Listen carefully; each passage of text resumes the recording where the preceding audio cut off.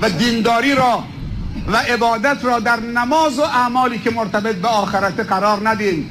امروزه تا گفتیم دینداری و دین، ذهن ما میره رو اعمالی که صرفاً به درد جهان و آخرت میخوره دیگه. دنیا وقتی گفتیم عبادت، ذهن ما فقط میره داخل مسجد و تو 4 رکعت نماز.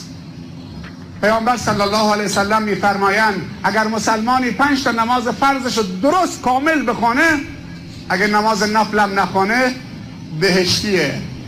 5 تا نماز فرضش رو درست بخونه، کامل ادا بکنه، سر وقت ادا بکنه، بهشتیه. 5 تا نماز خوب اگر بخونید، 5 تا 10 دقیقه 50 دقیقه بیشتر نیست. کامل ترین نماز 4 رکعتی با جماعت بخونید بیشتر از 10 دقیقه وقت نمیگیره. بعضی جاها 2 دقیقه 2 دقیقه و نیم 4 رکعت نماز با جماعت. حالا ما میگیم 10 دقیقه، 5 تا 10 دقیقه 50 دقیقه. شبانه روز چند ساعته؟ 24 ساعته. یعنی 5 تا نماز خوب خوندید، حالا تو 50 دقیقه عبادت کردید.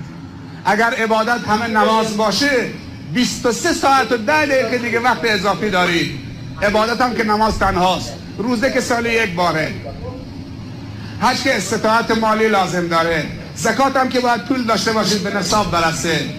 فقط همین نماز، اونم 50 دقیقه. 23 ساعت و 10 دقیقه تو وقت اضافی دارید. باید چی کار کنید؟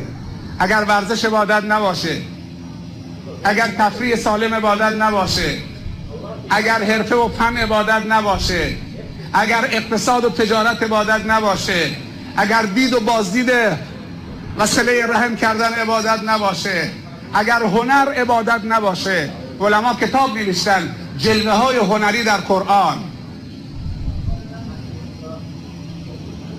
اگر کامپیوتر یاد گرفتن، زبان یاد گرفتن، به دنیای آباد پرداختن، اقتصاد قوی داشتن، فرهنگ قوی داشتن، هنر قوی داشته باشن، اینها عبادت نباشه، پس نماز تو 50 دقیقه 23 ساعت و 10 دقیقه تو نمیدونی چه کار بکنید.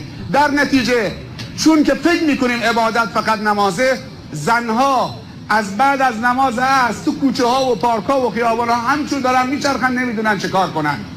یا دم در نشستن، فقط ماشینا رو دارن میشمارن چند تا ماشین رد شد. سر وقتش که رسید نمازش هم میخونه. در نتیجه خیلی از دیندارها هم متاسفانه، خیلی از دوستان داریم در تجارت فعاله، تا چند روز تشکیل شد یا رفت همراه یک گروهی برای خودش یک لباس جدیدی درست کرد، کم کم نسبت به تجارت و اقتصاد و بازار ضعیف میشه. میگه بازار جای شیاطینه، من از بازار فاصله میگیرم. نه، بازار جای فرشتگانه به نظر من. تجاری که مدرسه دینی عوض دارن هزینه میدن، مدرسه دینی بندر عباس، مدرسه درست میکنن، مجتمعات فرهنگی ورزشی، کتابخانه، سالن اجتماعات و چیزها، مکتبخانه ها، دار و تحفیظ ها درست میکنن، همه تو بازار پایگاهشونه. علمای ما همونطوری که یک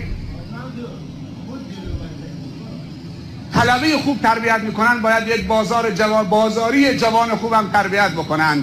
اگر بازار در اختیار دین باشد، اگر ورزش در اختیار دین باشد، اگر هنر در اختیار دین باشد، من به جوانا میگم که به هنر بپردازید. خطاطی، نقاشی، طراحی. مصحف صفحه اولش نوشته خطاطی طه عثمان. آدم لذت میبره. این هنر رفته خطاط ماهری شده، تعهد داده که من قرآن کامل را با خط خودم می نویسم. هنر در خدمت دین، در خدمت اخلاق. خداوند به شما جزای خیر عنایت بفرماید و از حضورتان انشاءالله بهره ببرید.